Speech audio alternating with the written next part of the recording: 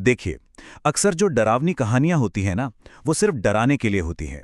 लेकिन आज हम बेलपुर गांव की एक ऐसी कहानी की परतों को खोलेंगे जो डर से कहीं ज्यादा हमारे समाज की एक बहुत ही कड़वी सच्चाई को सामने लाती है। तो चलिए, इस भूतिया कहानी के पीछे छुपे असली मतलब को समझने की कोशिश करते हैं। कहानी की शुरुआत होती है इसी एक सवाल से। एक ऐसा सवाल जो इस पूरी कहानी की, इस पूरी किंवदंती की जान है। ये सिर्फ एक भूत का सवाल नहीं है, बल्कि एक माँ की उस तलाश की शुरुआत है जो कभी खत्म नहीं हुई और जिसकी गूंज आज भी बेलपुर गांव में सुनाई देती है। तो सबसे पहले कहानी के पहले हिस्से में चलते हैं, जहां हमारी मुलाकात होती है अंजलि से।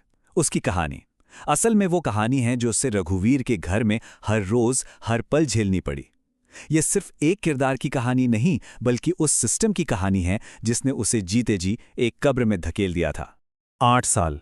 अंजलि की शादी को 8 साल बीत चुके थे और ये 8 साल उसकी जिंदगी के सबसे भयानक साल थे। नर्क बन गए थे। और वजह सिर्फ एक थी कि वो मां नहीं बन पा रही थी। ये सिर्फ एक नंबर नहीं है, ये उसकी पीड़ा का, उसकी कैद का समय है। अंजलि का हर दिन एक जैसा था। सुबह उठने से लेकर रात को सोने तक उसे बहू का नहीं, बल्कि एक गुलाम का दर्जा दिया गया था। दहेज के ताने और बच्चा न होने का सारा इल्जाम, ये वो हथियार थे जिनसे उसे रोज तोड़ा जाता था। और आखिर में उसे एक नाम दे दिया गया, मनहूस। समाज में किसी औरत की पहचान छीनने का शायद ही सबसे आसान तरीका है। ये सिर्फ शब्द नहीं है, ये वो जहरीला तमगा था जो उसके ससुराल वालों ने उसके माथे पर लगा दिया था। एक ऐसा तमगा जिसने उसकी पहचान, उसका वजूद, सब कुछ छीन लिया और उसे सिर्फ एक बांझ औरत बनाकर छोड़ दिया। और अब कहानी में एक ऐसा मोड़ आता है जो उम्मीद और त्रासदी के बीच की एक बहुत बारीक सी लाइन को दिखाता है। अंजलि की जिंदगी में पहली बार उम्मीद की एक किरण दिखाई देती है, लेकिन ये कहानी हमें ये भी दिखाती है कि कभी-कभी सबसे घना अंधेरा एक छोटी सी रोशनी के ठीक बाद ही आता है। 8 साल के तानों और जुल्म के बाद आखिरकार वो खबर आई। अंजलि को पता चला कि वो गर्भवती है। उसे लगा बस अब सब कुछ बदल जाएगा, ये बच्चा उसकी जिंदगी में सारी खुशियां वापस ले आएगा। पर उसकी उम्मीद और हकीकत में जमीन आसमान का फर्क था। एक तरफ अंजलि थी जो सोच रही थी कि उसके अंदर एक जान पल रही है, एक नई जिंदगी, और दूसरी तरफ था उसका परिवार, जिसके लिए वो बच्चा सिर्फ एक वारिस था। और अंजलि, वो तो बस उस वारिस को दुनिया में लाने का एक जरिया थी। बस यहीं पर उसकी सारी उम्मीदें टूटकर चकनाचूर हो गईं।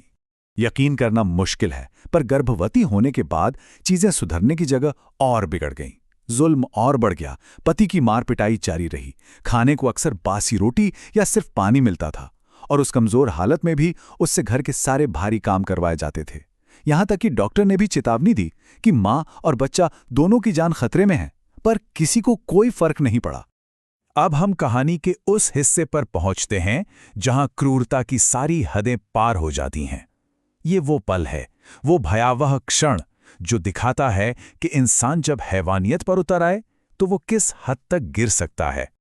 और इस हैवानियत की वजह सुनकर शायद यकीन ना हो, ठंडा खाना। जी हां, उसके ससुर की बस इतनी सी शिकायत अंजलि की मौत का कारण बन गई। सोचिए, एक इतनी छोटी सी बात ने कितने बड़े, कितने घिनौने अपराध को जन्म दिया। रघुवीर ने उसे बेरहमी से मारना शुरू किया और उसके माता पिता वो वहीं खड़े थे, मूक दर्शक बनकर सब देखते रहे। किसी ने उसे नहीं रोका, किसी ने उसे नहीं बचाया। ये सिर्फ एक इंसान का कत्ल नहीं था, ये पूरे परिवार की सहमति से, उनकी चुप्पी से किया गया एक सामूहिक अपराध था। कहते हैं, जब इंसानों की अदालत में इंसाफ ना मिले तब कहानी एक अलौकिक मोड़ ले लेती है। तो अब गुनाह हो चुका था, बारी थी बदले की। एक ऐसी आत्मा का बदला जिसे इस दुनिया में न्याय नहीं मिला था, और अब वो उसे अपने तरीके से हासिल करने वाली थी। हत्या के बाद उस परिवार ने जो किया वो उनकी हैवानियत को और भी साफ दिखाता है। कोई पछतावा नहीं, कोई डर नहीं, उन्हें बस पुलिस और गांव की बदनामी से बचना था। तो उन्होंने अंजलि की लाश को उठाया, बिना किसी रीति रिवाज के पीछे खेत में दफना दिया, और फिर घर आकर हाथ धोए, खाना खाया और ऐसे सो गए जैसे कुछ हुआ ही ना हो। और फिर बदला शुरू हुआ। पहली 2 रातें तो शांति से गुजरी, लेकिन तीसरी रात उस घर में एक बच्चे के रोने की हल्की आवाज गूंजने लगी। अगले ही दिन गांव वालों ने पीपल के पेड़ के नीचे एक औरत को रोते हुए देखने की बात कही। और फिर उस परिवार के लिए हर रात एक सजा बन गई। कभी रोने की आवाजें, कभी परछाइयां, तो कभी दम घुटने का एहसास। कहानी अब अपने अंजाम की तरफ बढ़ रही है। यहाँ हम न सिर्फ उस परिवार का हश्र देखेंगे, बल्कि ये भी समझेंगे कि कैसे एक इंसान की दर्दनाक कहानी हमेशा हमेशा के लिए एक किंवदंती बन जाती है।